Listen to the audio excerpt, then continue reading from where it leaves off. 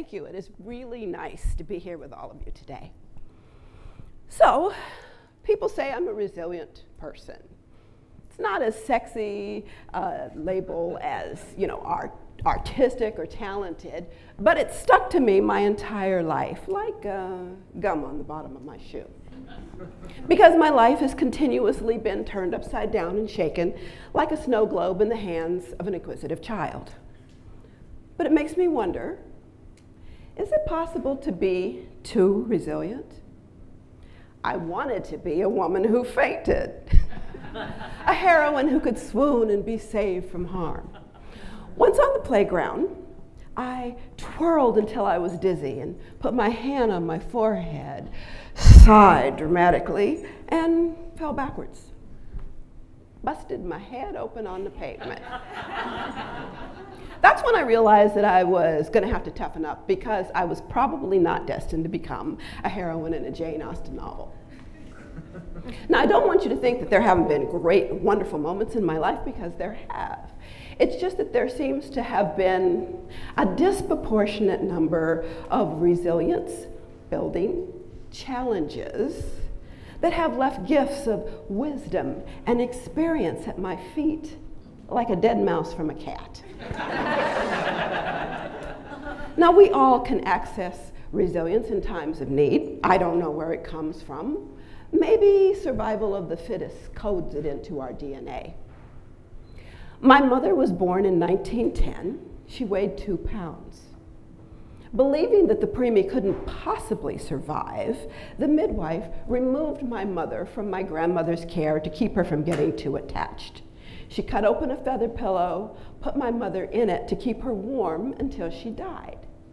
But my mother had different plans. She was only about the size of a dollar bill, but she was resilient. Sometimes resilience is simply continuing to breathe until your mother can find the courage to decide that the midwife is wrong and that you will live. During a race riot in Tulsa, Oklahoma in 1921, my mother was taken with a case of acute appendicitis as she and my grandmother were fleeing the city.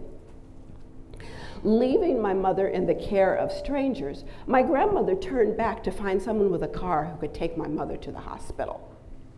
A National Guardsman ordered her to stop, and when she refused, he stabbed her in the side with a bayonet and left her in the streets to die.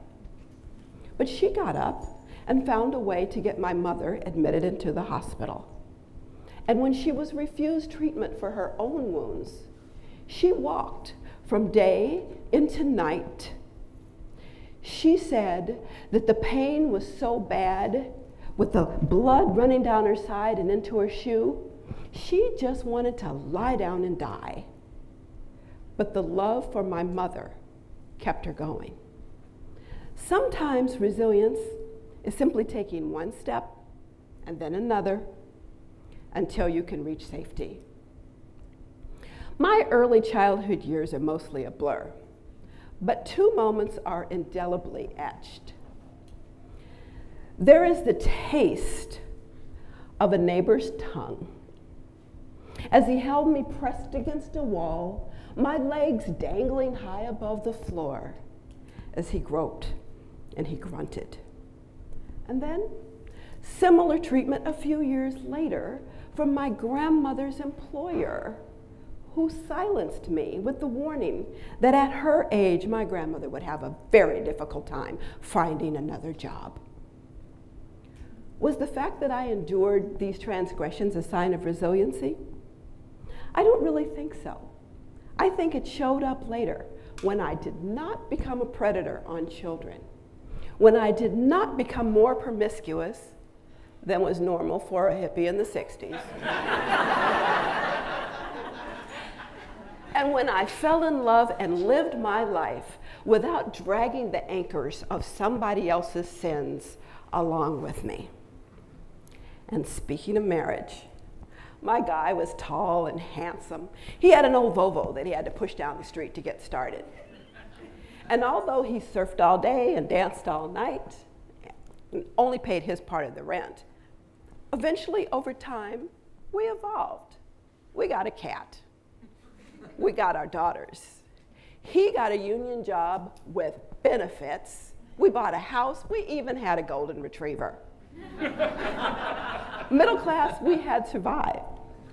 And then, 17 years ago, I started working here at UCLA.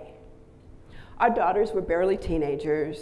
Barry's career was in full swing, and I felt like Mary Tyler Moore when she sails her hat into the air. And then, 3 days later, my beautiful 43-year-old husband had a massive stroke and died.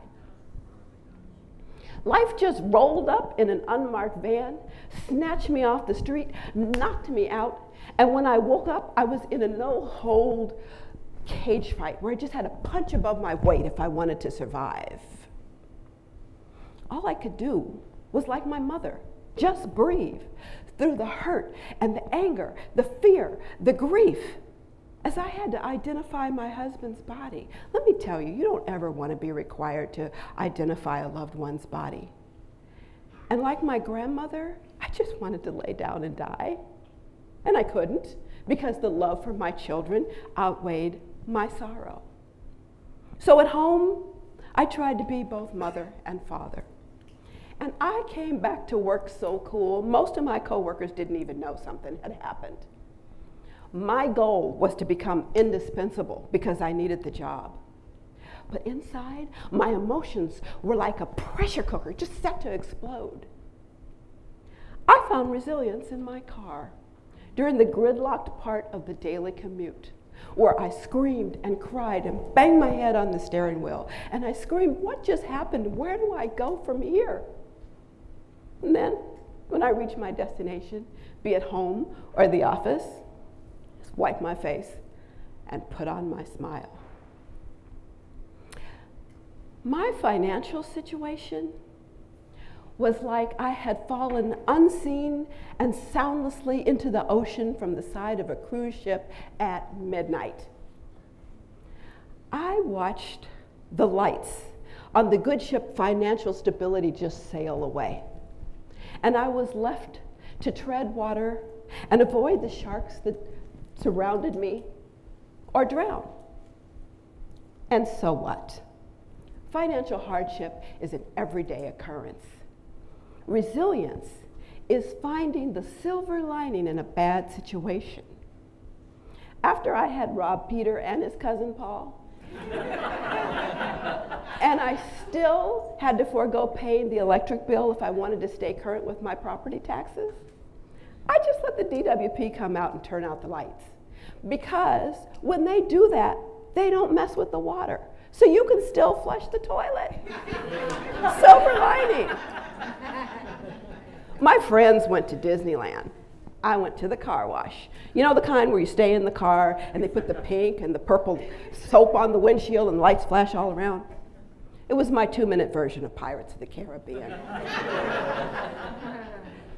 Resiliency is being able to see the shores of financial stability and understanding I am a strong swimmer. So yes, I think I'm a resilient person. But that still brings up the question, is it possible to be too resilient? You know that old saying, don't start none, won't be none? That is my mantra. People who are constantly assaulted by life either get ground down like a cigarette butt on the sidewalk, or we become primed for a fight. If you see trouble out there, you better warn it that I am not the one. However, if all I want is to be loved and respected and feel safe, have a job and a place to call home, but the muscle memory of resilience causes me to shield my softer side, and I am constantly scanning the horizon looking for danger, then I owe it to myself and everyone around me to find balance. Resilient people are supposed to snap back after being stretched beyond all odds, like a rubber band. But anything that is stretched too much loses its elasticity or it breaks. And I don't want to break. So I am reassigning what resilience means in my life. I am disconnecting it from bad things, and I am assigning it to good things. I am going to take my rubber band and just sail it off into the air, releasing worry over things that I cannot control. I'm going to live my life courageously with gratitude and patience, accepting friendship and kindness. I am going to dance like I don't care who's watching, and I am never going to need to faint, not even once. Thank you.